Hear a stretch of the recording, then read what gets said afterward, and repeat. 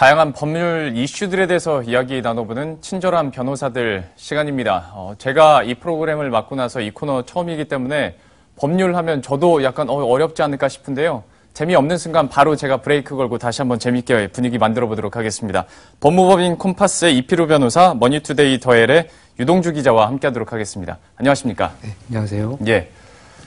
법률이 워낙 좀 어려운 분야다 보니까 주제라도 재밌으면 좋겠다라는 생각이 드는데 오늘의 주제 어떤 거 선정하셨습니까? 네, 이번 주는 인터넷을 뜨겁게 달구고 있는 소송 참가 인원이 30만 명이 넘는다고 알고 있는 아이폰 배터리 소송과 인텔 CPU 관련 소송에 대해서 알아보고자 합니다. 예. 주제는 꽤 흥미롭습니다. 왜냐하면 워낙 이제 아이폰 사용하는 분들이 많고 인텔 같은 경우에도 거의 국내 대다수 노트북이든 아니면 그냥 PC든 네, 뭐 키보드나 본체에 보면 인텔 스티커가 다 붙어 있거든요. 그리고 우리가 믿었던 기업들이기 때문에 이게 더 공분을 사고 있는 건데 아이폰의 성능 저하 이야기부터 한번 해보도록 하겠습니다. 팩트 확인부터 한번 해주시겠어요? 예.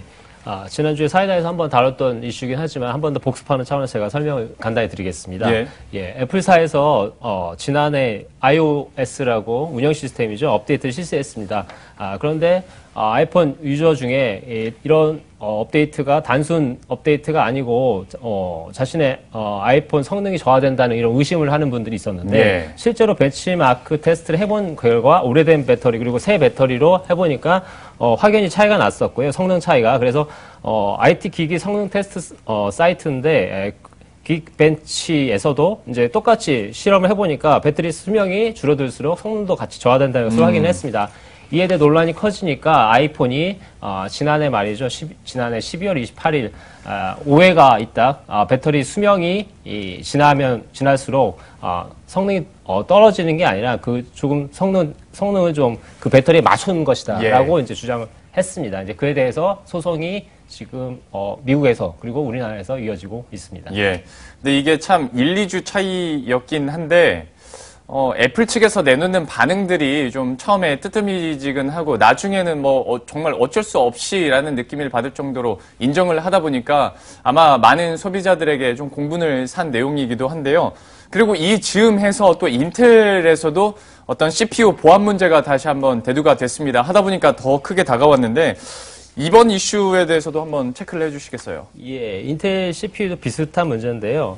아시다시피 중앙 처리 장치죠. 인텔 컴퓨터는 모두 아까 말씀하신 것처럼 사회자께서 말씀하신 것처럼 모두 쓰고 있어서 더 큰 문제가 될 수 있는데 아직 집단 소송으로 이뤄지지는 않고 있는데요. 예. 구글 쪽에서 작년에 먼저 알게 됐고 이 결함에 대해서 비공개로 통보를 했다고 합니다.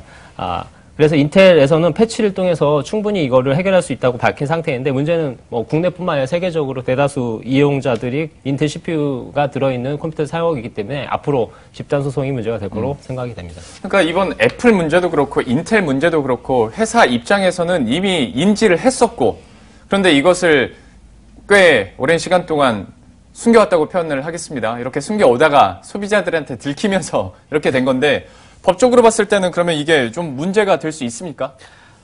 당연한 얘기겠지만 기업은 좋은 제품을 적정한 가격에 소비자에게 판매하여야 합니다. 그리고 기업은 자신이 판매한 제품으로 인해서 소비자들에게 손해가 발생했을 경우에는 이에 대해서 책임을 져야 합니다.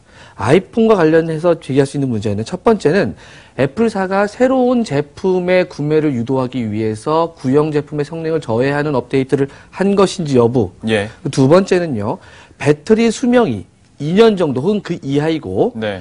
이 이후에는 유상으로 배터리를 교체해야 한다는 점을 설명할 의무가 있는지 여부 혹은 설명했는지 여부. 예. 그리고 세 번째로는 배터리 성능이 겨우 2년밖에 안 되는 제품을 판매한 가격이 네. 과연 상당했는지 여부가 문제가 될 것이고요. 예. 또 하나는 이제 인텔 CPU의 경우에는 CPU 자체에 있는 보안 문제가 하자인지 여부. 예.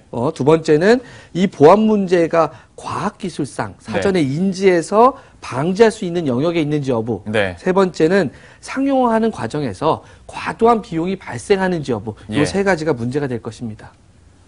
이게 그러니까 현재 실상이랑 그러니까 우리가 느끼는 감정이랑 법이랑은 또 좀 굉장히 달라요. 그러니까 우리 입장에서 봤을 때는 제품을 판매한 뒤에 성능 저하시켰으면 당연히 고쳐야 되고 배터리를 교체를 해줘야 되는데 배터리 교체 원가가 한 10,000원 조금 더 든다는데 그거 좀 깎아준다고 생색내면서 우리한테 5만 원 내라고 하면 우리는 열받거든요.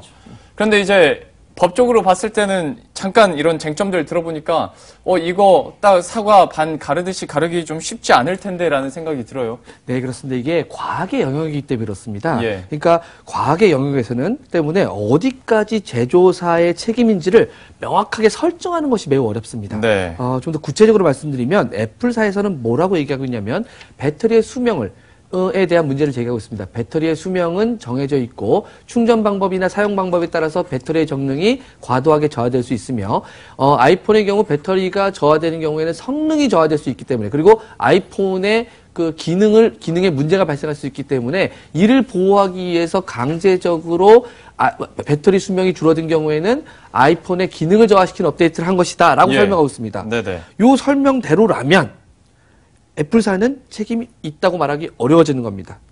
또한 현재의 과학기술 네. 또는 그 제품이 출시됐던 당의 과학기술에 비춰서 봤을 때 제조사가 이 문제점을 사전에 인지해서 예. 완벽한 조치를 취할 수 없었다라고 하거나 또는 완벽한 조치를 취하기엔 너무 과도한 비용이 발생해서 이 제품을 상용할 수 없다라고 한다면 역시 책임을 물을 수 없게 되기 때문에 그렇습니다.